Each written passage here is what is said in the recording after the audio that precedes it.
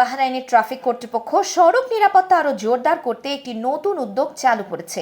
এই উদ্যোগের আওতায় সরকারি কনভয় বা গুরুত্বপূর্ণ গাড়ি বহরকে স্কর্ট করা মোটরসাইকেলগুলোতে আধুনিক ইলেকট্রনিক নাম্বার প্লেট সিস্টেম বসানো হচ্ছে।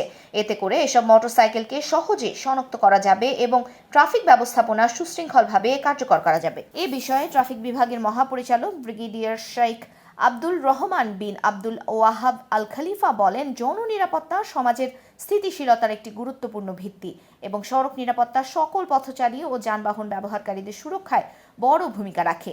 তিনি আরও জানান, এই নতুন প্রযুক্তি ব্যবহারের মাধ্যমে সড়কে শৃঙ্খলা বাড়বে এবং দুর্ঘটনা কমে আসবে। এদিকে বাহরাইনে মোটরসাইকেল ড্রাইভিং লাইসেন্সের সংখ্যা গত কয়েক বছরে উল্লেখযোগ্য হারে বেড়ে গেছে।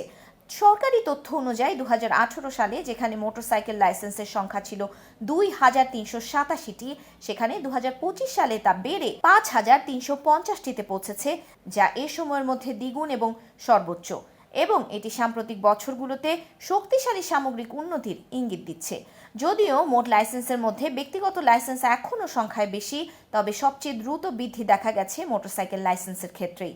অন্যদিকে পাবলিক লাইসেন্সের সংখ্যা তুলনামূলক কমই রয়ে গেছে।